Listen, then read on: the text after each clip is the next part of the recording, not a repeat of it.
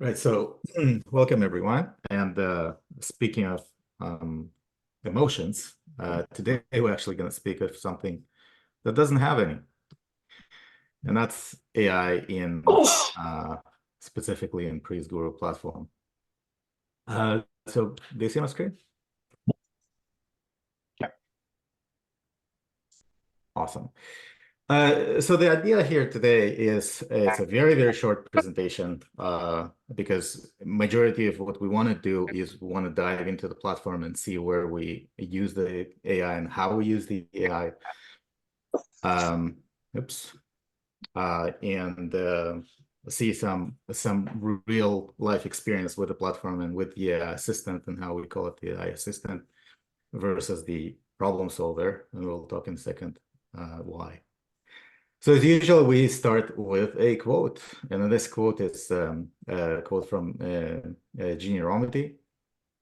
And some people call this artificial intelligence, but reality is this technology will enhance us.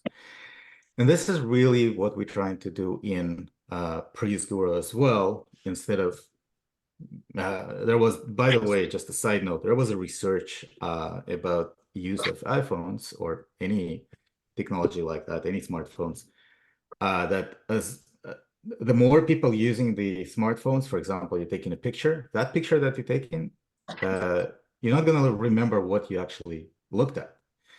And there's a lot of researches like that. So technology in a way doesn't make us smarter, right? But it can. And this is what we're trying to do. So let's dive into it. And first of all, I want to talk about why we do what we do and how we can change that. So I'm sure that some people here saw these slides. It's actually from past presentations when we talked about the AI as well. So the reason that we're trying to do to build this whole problem-solving platform and the entire ecosystem around that is because the engineers struggling with problem solving to begin with.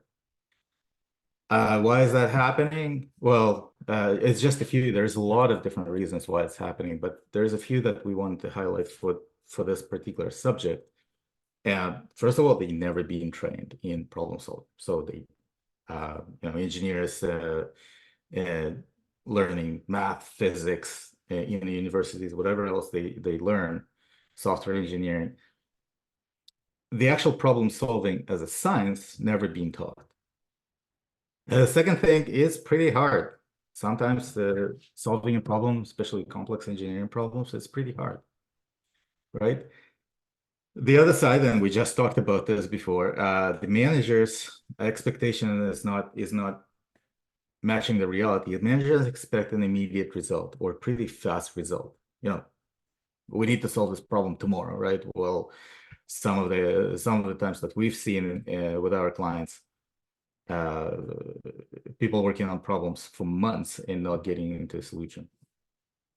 Another thing, when people do come up with some ideas or some concepts, they're afraid to share it with others because uh, they might lose credibility. In some cases, they're afraid that the idea might look dumb or not effective enough. And basically, there is that idea of losing credibility or that risk of losing credibility.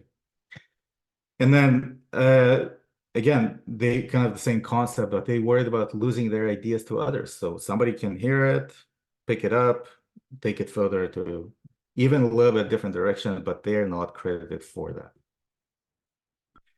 Right. So usually how currently engineers and engineering teams overcome that, right? Endless research. They spending a lot of time, either it's on Google or literature or anything else, patents, doing endless research to try and understand what's going on. And that's a pretty good case. Good mentors, if they're lucky. So in the workplace, if you have a really good mentor that you can trust, then great. You're basically working with them, and that's your companion at that point for problem solving.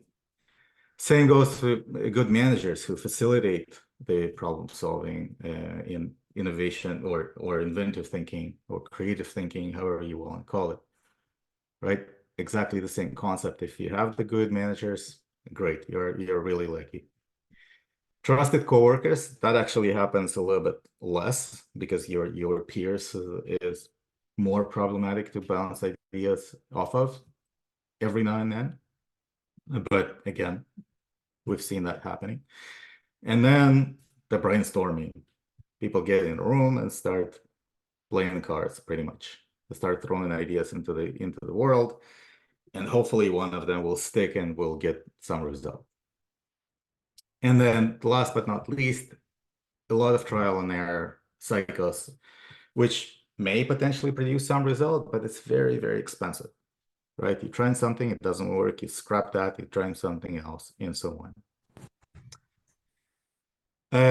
And eventually, when they do come up with ideas, more often than not, these ideas end up in compromises. So again, we do something, it solves one problem, but it creates some other problems, maybe less expensive per se, but it happens more often than we can imagine.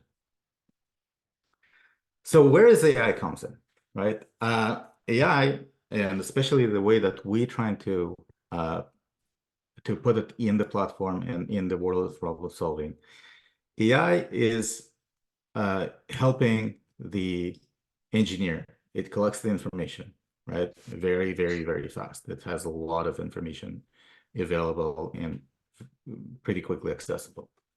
It might correct mistakes, not always, but it might correct mistakes. Provide feedback, and we will see that in action. And the one very, very important thing that the AI will never judge. And what that means, again, to that concept, if you go and bounce off ideas of somebody else, somebody human, you're afraid that somebody will judge you. It doesn't happen in AI. There is no that psychological barrier there.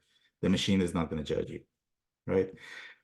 So the way that we look at AI is really a companion, right? That you can talk to, you can have a conversation with, and at the end of the day, you get much better prepared for the conversation with actual other human beings about your solution, right? So you bounce off ideas, you potentially fix the obvious mistakes, which we talked about here. You get some feedback. Again, it's not ideal. The AI doesn't have any emotions. It doesn't have the full context about your problem or about your work, but it will give you some feedback. And I'll pause here for a moment before I actually switch over to the platform, if anybody has any questions.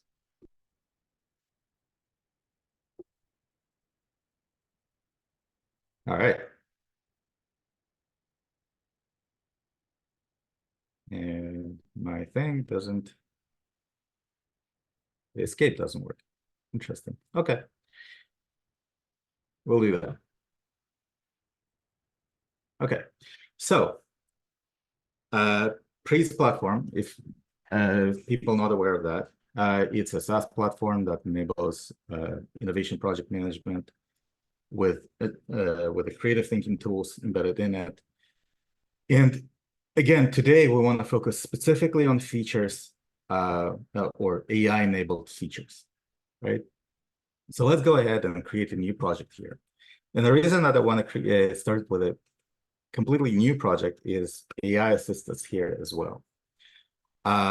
In here, usually we introduced this wizard a while back, and basically we're trying to understand mainly for more efficient work of AI, what's the industry, what's the area or the department you're working on, and what kind of challenge you're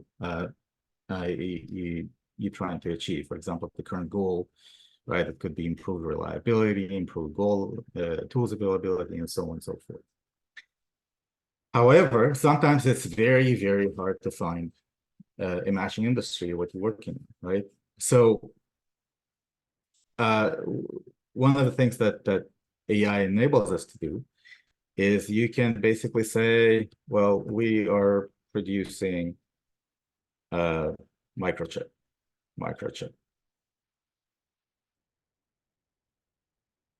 right? And then basically it will go ahead and try and find the best the best matching options out there, right? So especially in our case, more often than not, we're trying to find what's the industry that we are fitting into. It's very, very hard because we're kind of covering all the industries out there, but on the other hand, we kind of innovation management. So this thing, first of all, helps us to understand, so instead of scrolling through a huge list of industries, that just allows us to get there much faster. So that's the first case of AI getting in our way. The project that I want to do is actually, maybe some people also seen it in the past. It's a real project from the past. It's about the wafer breakage in microchip manufacturing. So in this case, probably process improvement, right? And I'll do a challenge. The challenge here, we're expecting a description of what we know of the problem space, and I'll be short for now. During the flash heating, the wafer, the wafer often breaks. Great. We'll go next, and we'll give it a title.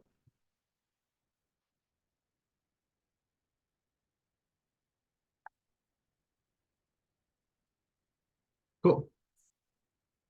So we created a project, and we get to this page where we see all the information that we just filled. One of the things that engineers hate doing is actually collect the information, creating that background of the project.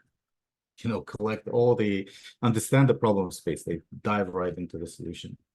So one of the things that we introduced recently, fairly recently, is that exact feedback that we just talked about in the deck. The feedback is basically reads the description, and there are some expectations that we want to see from that description, from that overview of the project. And if it's not enough, it will give you a score, and it will give some suggestions. Okay. Now I'll skip to we prepared the description previously, so we're not spending time on that. But that's a full description that we used way back in the past, and now we can reevaluate that and get an absolutely different score, right? So it's a score of 60% completeness in this case. So we're measuring completeness between 0 to 100%. Again, based on some expectations that we set initially, and it does provide guidance of what else the engineer is better to provide, like reproducibility or stakeholders input and history and data, and so on and so forth, right? So the more we feel, the more we know about our problem space, and the better off we are for the project and for the problem solving itself. Please ask me questions if you have any on the way. Well, now once we have that, great. What's next, right? The next step is problem statement. Again, one of these things that engineers absolutely hate of building, and it's not simple, right?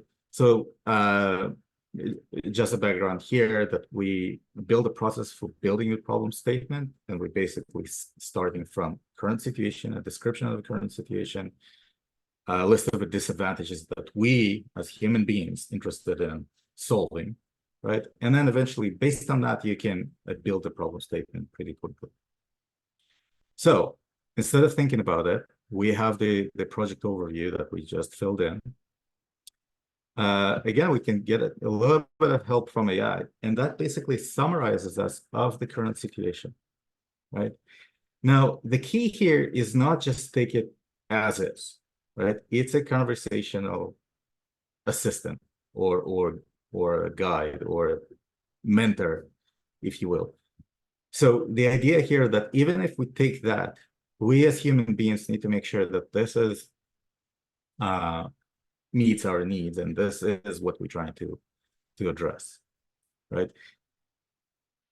Same concept after that. Let's assume we're happy with this one. Same concept after that. What kind of disadvantages we can see? Again, and I will highlight it over and over again. AI doesn't know your mental state. It doesn't know your context. It doesn't know anything, but it can suggest some things. So it will get your wheels going, right? So in this case, scrap wafers, equipment contaminations, and so on and so forth. So it's not wrong, but there might be some other things. So let's say I want to deal with scrapped equipment. And again, I can just assume that this is correct. If not, ideally, if we read that, fix whatever we need fixing, adopt it to our personal needs. Again, we're solving the problem for ourselves, not for somebody else. And this is important to highlight. And then again, AI comes into help here for actually building the problem statement. And it gives a few options as well. Without reading too much into it, I'll just select one of them for the matter of this discussion, right? Again, if needs adjustment or anything else, no problem. The better the information is, the better is it for us. Alex, I see William asked a question. Oh, sorry. Yes, let me open the chat. So we are using ChatGPT behind the scenes, the API of ChatGPT. Now, the important thing to understand here that the ChatGPT on its own, of course, anybody can use it. We invested quite a lot of work to make it work for this particular case, right? So now it doesn't really matter which LLM you use for this purpose. It could be ChatGPT, it could be Google AI, whatever, Grok that's coming up right now. There's a lot of models there. In general, they should be able to do very similar work, right? As long as you adopt your conversation with them properly. And that's the trick here, right? It's a lot of kind of experimenting with that particular AI that makes it work. Okay. So I'll move forward from here. Next step, once we have the problem statement, we want to start analyzing and digging into and trying to solve the problem, right? So today we have 11 tools, right? But which one? And this thing, for some reason, doesn't want to work. Oh, I know what. It expects a success criteria. Success criteria. The wafers are not breaking, right? So creative tools, something else. We probably broke something. My apologies about that. So the idea behind this, we do have a tool, and we'll check why is it not working. AI helps us to identify which, or help us to guide us which tools we better to use for this particular project, right? So once we click in here, and I'll post it in a separate video later, it proposes 3 tools with an explanation of what can you and what should you do with these particular tools. All right. Apologies for that not working. We rolled out a new version today in the morning. So let's say for this case, I want to use the cause and effect chain. Again, some of the things that we embedded the EI for. And as a background or as a subject that we want to analyze here, going to be analyze all possible reasons for wafer breakage occurring in flash heating of the wafer, right? And let's start building the background.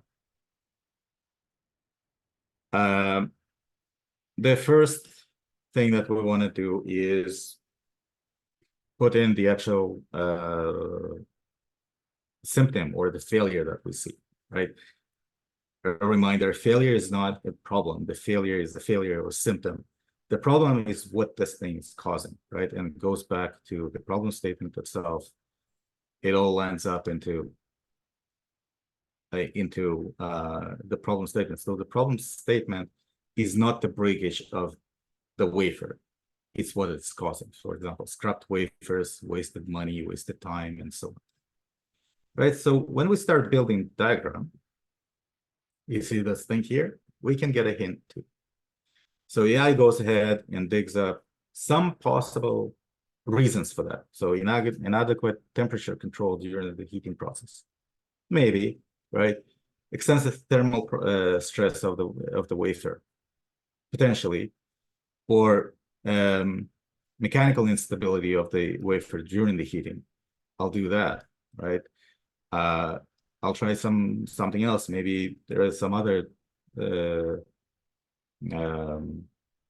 options. Well, excessive thermal stresses and so on, right?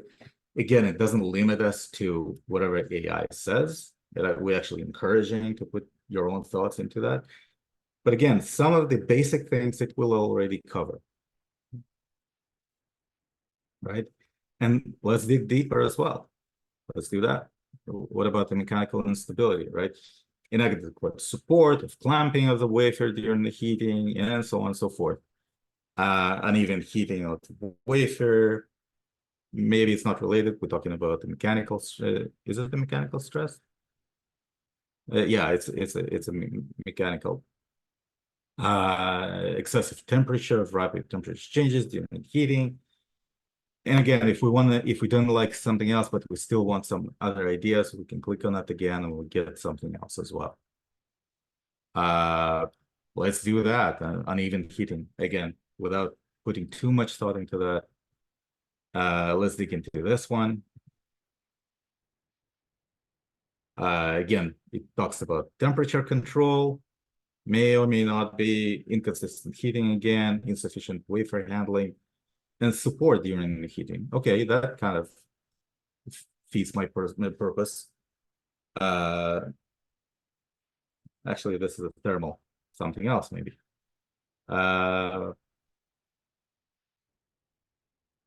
Let's do this, just for the sake of an exercise. And so on. So AI helps us here to understand, not really understand, but keep us thinking, keep the conversation going with AI. We could do that with a friend, we could do that with a manager or anybody else, or with a group of people. We can do it with AI sitting in a room ourselves, or even with a group itself, right? So we're bouncing off ideas off of AI, off of the machine based on the information that we provided. And this is very important to understand. Another tool that I wanted to dive into is the 5 whys, right? So it's kind of a next step in root cause analysis and trying to dig deeper. And I'll take exactly the same symptom, and again start digging in, right? Get the same concept, the same suggestions. So let's say mechanical issues with heating equipment. I don't like that. I want something else. Temperature, support and handling. Okay. And then dig further to the next one, and to the next one, and to the next one, as much as we want. Again, we encouraging to use our own brains as much as possible and adjust all of these things as much as possible. But the AI can help us think. Lack of proper equipment, inadequate quality control. Let's do lack of proper equipment, and so on and so forth, right? I'll just click through a few of them. Inadequate design of fixture. Okay, that's interesting. And yeah, let's stop there, right? So in 5 whys, we marking something called an IFR. It's a fundamental reason for the problem, right? Once we got to that deadline, and let's assume this is a deadline, we probably can dig a little bit deeper. But deadline in this particular scenario is not necessarily the actual deadline that we don't cannot continue. It is something that is not helpful even if we solve it today, or something that we don't even want to address, right? So let's say we don't want to address that, but the concept with 5 whys is if we solve any, if we break any of these items in the chain, we're solving the problem, right? So each and every one of these items worth thinking about how we can solve it and how we can break that chain. Let's start somewhere from the middle, right? Again, AI can help us here. It doesn't solve the problem completely, but it can help us think. Install sensors or cameras, I don't know, maybe train operators. So it depends which handling we're talking about. If the operators actually drop them or something like that, or the issues when the wafer sits inside the machine, causing the breakage, right? So it really depends on that. Proper training, design a wafer support system that provides adequate support and minimizes risk of breakage. Okay, let's do that, right? It doesn't tell you how to solve it. It doesn't tell you how to implement the wafer support and so on. So that thing creates a whole set of additional problems that we might need to solve. But it gives you some concept. By the way, even if the human being also generates these ideas, nothing changes, right? But as a matter of exercise, we can say, you know what, we do need to change. We need to change the fixture that holds the wafer, right? And we save it into our kind of backlog of ideas in there. Lack of proper equipment or fixtures to support the wafer. Well, we just talked about that. What else can we modify existing equipment? Yeah, well, it literally just said what I recorded, right? Wafer breakage occurs. Well, solving that problem usually on that level usually doesn't actually solve the problem. It many times hides the symptom. But let's see what it proposes. Implement more controlled heating process. Maybe it's not really, we're not digging into the heating in this case. We decided to go through mechanical stress. Invest in better quality heating equipment that provides more uniform heating. Maybe, so as you can see, it's a much tougher changes at this level. But again, just for the sake of exercise, let's do that. And same here. What's the base of the AI's proposing idea on? Can we upload status knowledge or yeah, but can you elaborate on the question? And please speak up. Sorry for the background, if you hear any background. Yeah, no worries. AI is generating some ideas here. I believe the knowledge is the knowledge provided from the internet so far, but you might have some standards and other knowledge-based documents regarding that business. Is it possible to upload that information to AI or teach it or train it? I don't know. So we explored it. It's not implemented yet, but potentially somewhere in somewhat near future, we going to implement it. It's basically give the context of what the project is about. So some beginning of that is this, the industry, the area or the department you're currently working on, right? So that starts defining the industry where you're in, right? Now, the next thing is the background information. That's why having enough background is very, very important, right?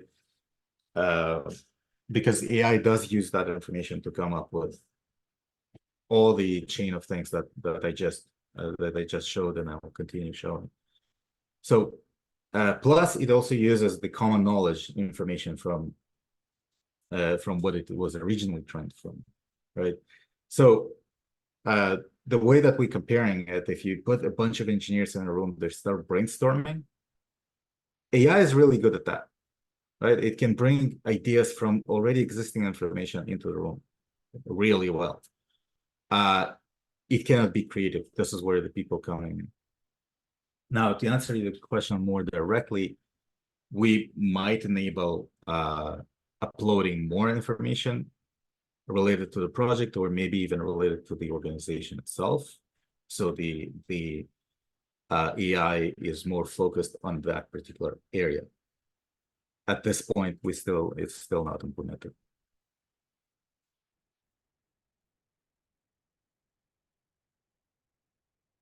All right, let's move forward. So we talked about the 5 whys. Let's see here. What other ideas? Conduct a thorough review of the current equipment, fixtures design, right? So it's all about different fixtures design, right? Now we have a direction to think about the actual solutions, right? Next step about the help using AI that we're getting from AI is around the ideas. So here we have only one idea, but imagine yourself that we have many of them, right? How do we evaluate them? And normally we need to consider what are we gaining, what's the risk are, what's the cost is, and now we start comparing in a much more scientific manner which better idea to take for right. So in this case, what we implemented is this: as every user in the system that works on the project, he's allowed to put some information about his thoughts about what the gain is, and basically put a score if it's a high gain or a lower gain, and it's all relative. But again, coming back to the AI can help us a little bit of thinking what things can affect the game, right? The fixture design, material selection, temperature control, and so on and so forth. If we not happy with these options, we can ask for it again. Interesting that we came up with exactly the same thing almost. But these things that can affect the game, right? Or what can affect the cost. And the idea here that we're reading through these things, again, if you're absolutely sure what the cost, what affects the cost, just go ahead and write it down, right? It's very important that these things is for a human being to read, or for the managers to read. But this is something that you might take into account what can affect the cost, or what are the risky situations in here, right? Instead of coming up with these yourself, AI help gives that help a little bit more as well.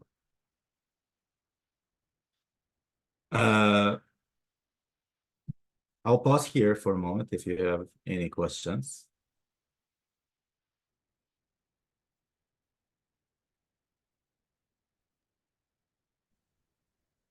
All right, one last thing that I wanted to show is this general AI assistant. And it looks very much like ChatGPT from an interface perspective, because ChatGPT actually did a pretty good job. But the purpose of that is, for example, if we have a question and we need to look up something, we usually would go to Google, we would go to some other places, right? But we can also ask ChatGPT, for example, what material the wafers are made of. Let's assume we don't know, right? And we'll go in and dig out that information. And you can have this conversation again and continue this conversation. The difference between ChatGPT and this thing is this assistant has the context of the project. It has the context of the problem, right? Plus, if we decide to share it with our teammates, we can share it with our teammates, so that conversation is going to be visible to somebody else in the project, and they can add into the conversation and kind of continue that conversation as well, right? Or are there any other possible materials for wafer production? And so on. So you can have that conversation, do the research. It's all saved inside the project. It's all saved within the context of the project. So any conversation that you had, any help that you had, any questions that you asked, it's all saved inside the project, and it's shareable if you want to, or you decide to hide it, no problem. Yeah, this builds the entire knowledge within the project as well. And I'll stop here.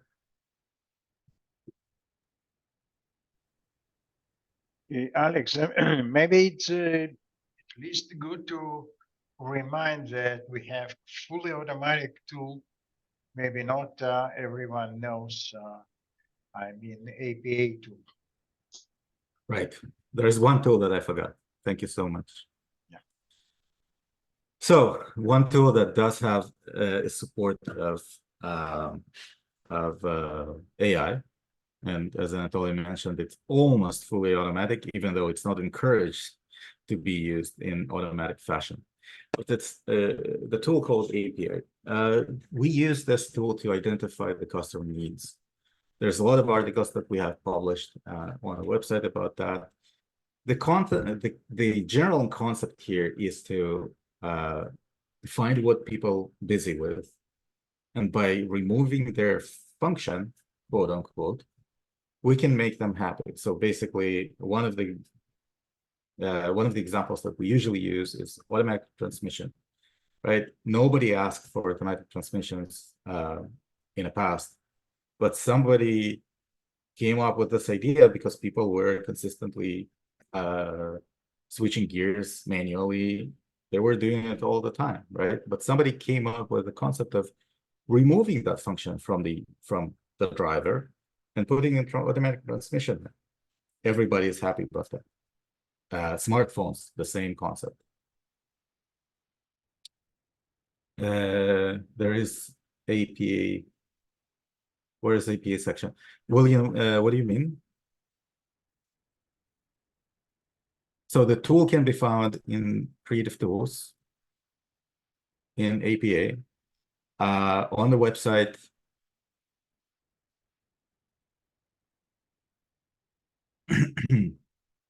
On the website, there is a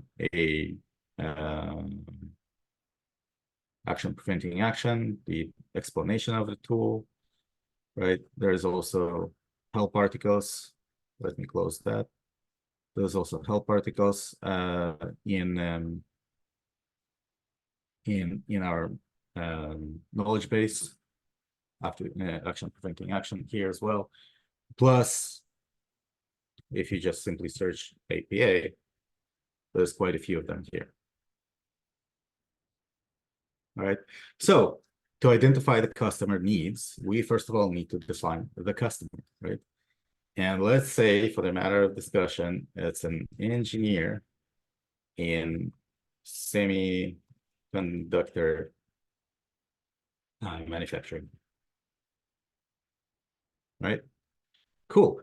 So next step, we want to understand what this customer even is, who he is, right? Basically, the description of the customer.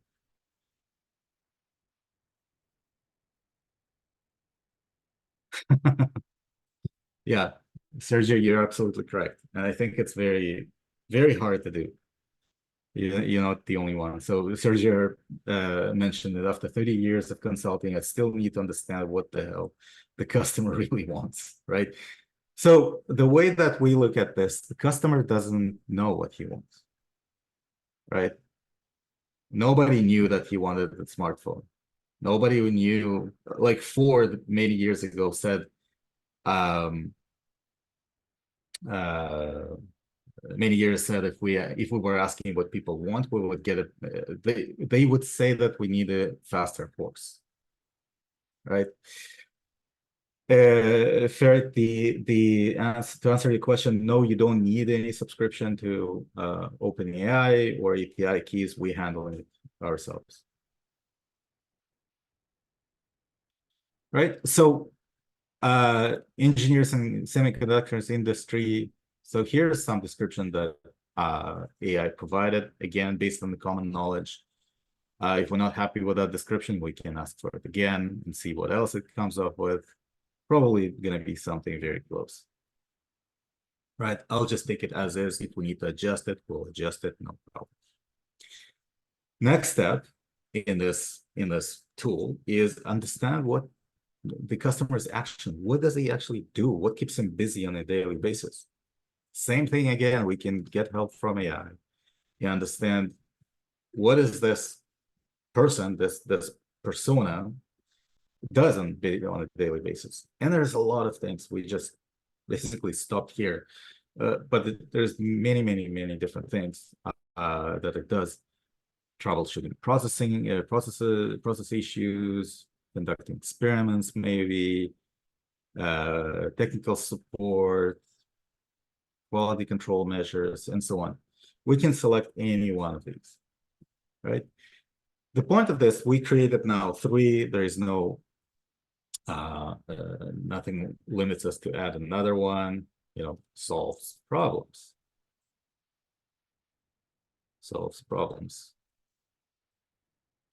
And create that action as well. Even though solves problems, it's a little bit more abstract because problem solving is consists of many different actions, right? But let's say providing technical support for production team, right? The process here, again, very specifically defined. We need to understand what the action purpose. Why is he doing whatever he's doing, right? Same thing. Let's get a hint from AI, because this is a common knowledge if you think about it, right? We're trying to dig into the current world. What are they doing today so we can make the future better, right? The customers provided technical support, yada yada yada. Let's just use that, right? Now, if we going back to the concept of this tool, what do we need to do to prevent this action? Right? Okay, let's see. Here we need to be more careful because again, we are the creative people, not the AI, but it still gave quite a lot of interesting options, right? Improve documentation, maybe develop standard operating procedures. Well, that's kind of, again, if you see, it gives the ideas from existing known things, from the existing known common knowledge, right? We are the ones that need to be creative. But let's say cross-functional collaboration, not interesting, and enhanced equipment reliability. Okay, let's do that. Right, so yes, by enhancing equipment reliability, we will need to do less maintenance. So we're kind of taking away the function, at least partially, or at least making it easier. And then again, how do we do that? And that is the actual problem that we need to solve. How do we do that? We can rely a little bit on the AI, but this is something that a human being needs to solve.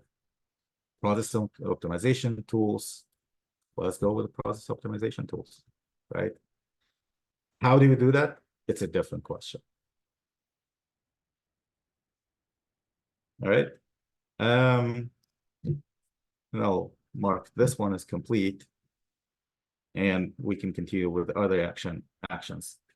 But if you think about it, by doing these analysis, all of a sudden we dig in, we getting a much bigger picture about what that particular customer does today, what's frustrating him.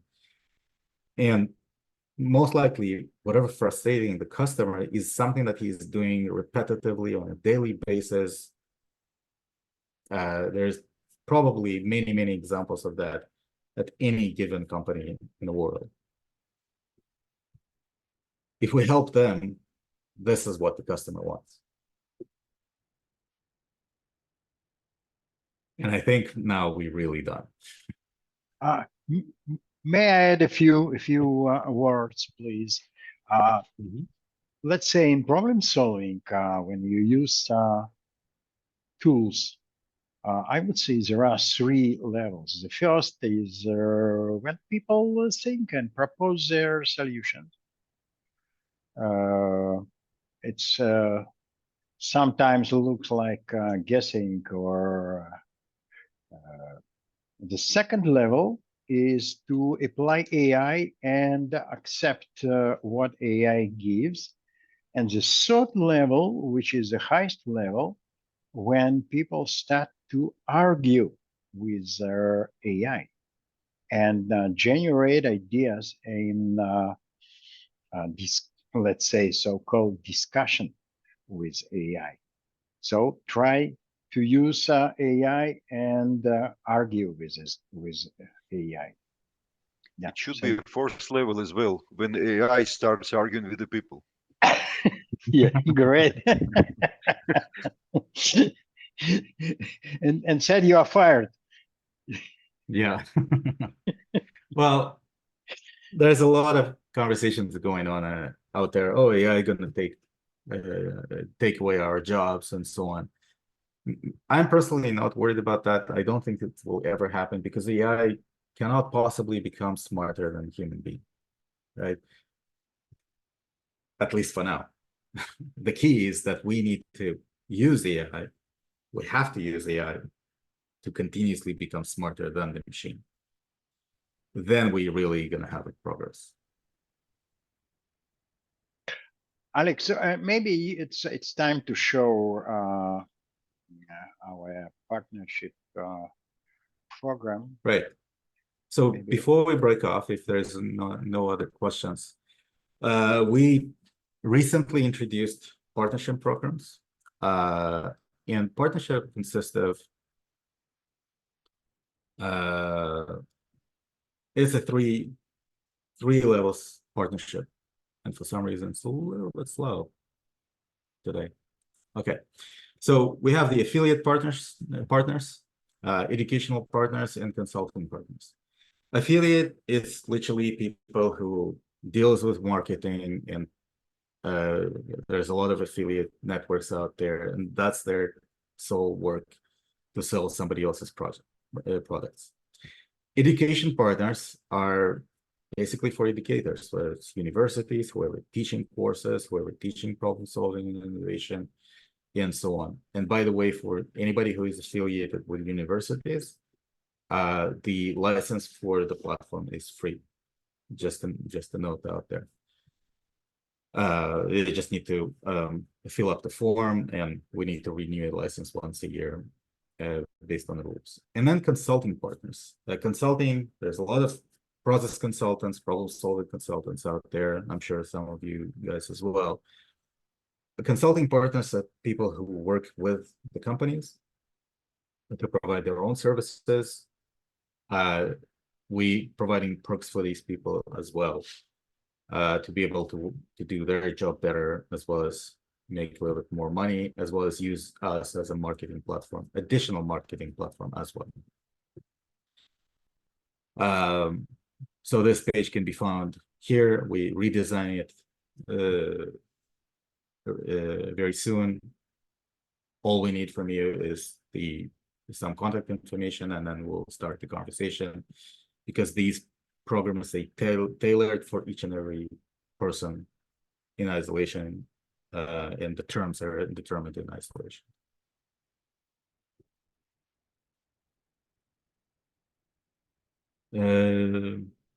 Any questions, concerns before we break off?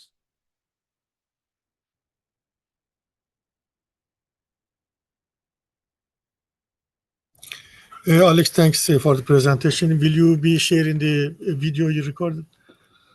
Yeah, we usually towards the end of the day, I'm compiling all this information together, and we publishing it on the website and sending an email about that.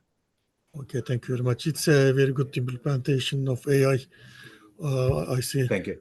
Yeah, congratulations. All right. All right. Any other questions? Oh, do you say free for consultants? Free for consulting, great Java. So for consulting, William, it depends on the use case. Again, if consulting is educational consultant, we can provide the free education license. Again, either for universities or consultants who educate. Yes. For consultants that actually this is their job, we can talk about this.